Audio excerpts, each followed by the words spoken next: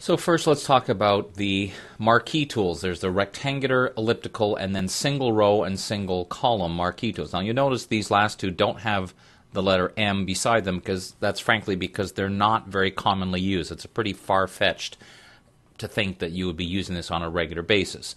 Now the other thing is you might think at first, well, why would I want to use the rectangular marquee tool because, like in this photo, I don't have anything to select that's rectangular.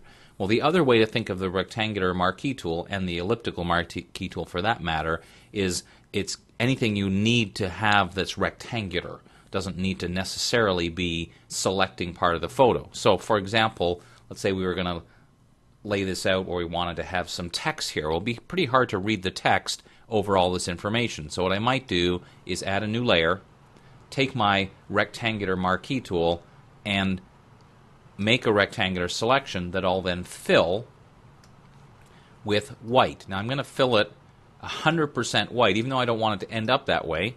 Deselect it, Command or Control D. Now I have this white box on layer by itself, and now I come over here to my layers panel and lower the opacity. So you can still kind of see what's in behind.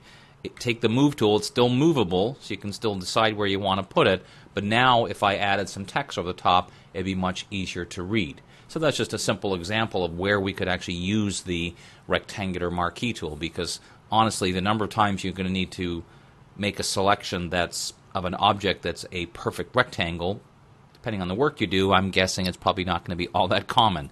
So having a tool that just simply makes almost like a shape that's a rectangular shape, then that works for us as well. Now let's go back a step here. Let's pretend for a moment. Let's pretend that I was drawing with my rectangular marquee tool and then I realize it's not quite in the right place. Well, without letting go of my mouse, if I hold down the space bar, it lets me reposition. Now if I was doing this on a separate layer, I wouldn't need to do this, but let's say for the sake of argument that I was just going to do it right here on the background, which by the way I wouldn't highly recommend, but just for the sake of argument, holding on the space bar as long as your mouse is active lets you position it. Now you may still end up putting it on a layer by itself. It's just while you're trying to figure out the right size, that's a pretty good little shortcut to use. So at this point, even though I didn't make a layer first, it doesn't really matter. As long as I have my selection, then I can go ahead, make a new layer, and do my fill command or whatever it is I want to do next. Let's fill it with black this time, just for the sake of argument. Deselect it, Command Control D, lower the opacity to get that kind of screened look. Now, the same theory applies, of course, to the elliptical marquee tool. Drag to make an oval. Now, one of the keyboard shortcuts you'll probably won't be surprised to know is if you, with either of these two tools, if you hold down the Shift key, it constrains. So if you want a perfect circle, hold down the Shift key as you drag, and it will make a perfect circle. Then we'll have our selection which we can do something with. Now let me show you an example of one of the ways people use that elliptical marquee tool is to make a special effect. So let's add a curves adjustment layer. And all we're going to do in this curves adjustment is drag this way down till it makes it really dark. Every time you use an adjustment layer, it has a layer mask associated with it. So let's take our elliptical marquee tool, just make a big oval that we'll use that same spacebar trick to kind of position it. Now remember the way a mask works. White is revealing the entire effects of this adjustment layer. So if I don't want the middle part to be darkened, I would fill that with black. So I would simply switch my colors around. I could use the keyboard shortcut since we use the fill command a couple times. Option delete on the Mac or Alt backspace will create this oval mask. Now right now it doesn't look very good because it's solid, or I should say has a very hard edge to it. Well, that's where we can use this masks panel, and we'll look more at this in more detail, but you can see after the fact we can feather the edge and also lower the density of it a little bit if we want to, and that creates this nice kind of vignette spotlight effect. So even though at first glance you might think on a regular day-to-day basis you might not use either one of these tools a whole lot, you can start to see as we start to play with it, these actually do become tools we use on a fairly regular basis.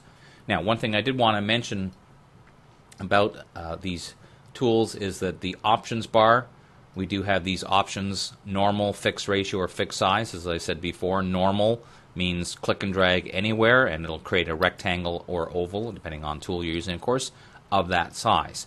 If you want it to be a specific ratio, for example, 5 by 4, which, whoops, I said 5, but I typed in 6, which was terribly clever of me. Let's try that again. 5 by 4. I'm not putting inches in, I'm just putting a ratio, which means no matter how big I make it, it's creating a ratio which is the same as an 8 by 10 photo, as an example. See how it's constraining? I'm not holding down any keys, it's just constraining based on that fixed aspect ratio. The other possibility is to go for a fixed size. So if you know you're working on a project where you need to select portions of a photo that are 200 pixels by 200 pixels, as an example, now whatever I click, that becomes my selection. Click once, and that becomes the top left-hand corner. Now, one of the other little potential gotchas about these option bar settings is if you leave it that way, and the next time you come back to use the rectangular marquee tool, you'll go to click and drag and wonder why it's doing this, is because it still says fixed size. So, as a general habit, again, check your settings, go back to normal if need be. The other thing is, just so you know, when you're choosing fixed size, it often is going to, well, it will initially at least think of pixels, but you can also tell it if you know you want to be 4 inches by 6 inches, you can type in those numbers and then you'll get a selection which is that fixed size. But again, as a habit, what I typically do if I've used fixed size, I go back and change it to normal before I leave this tool, so that the next time I use it, it will be back at just a normal setting without any specific options set to it. So that gives you a good idea of the various ways we can use the two main marquee tools, the rectangular and the elliptical marquee tools.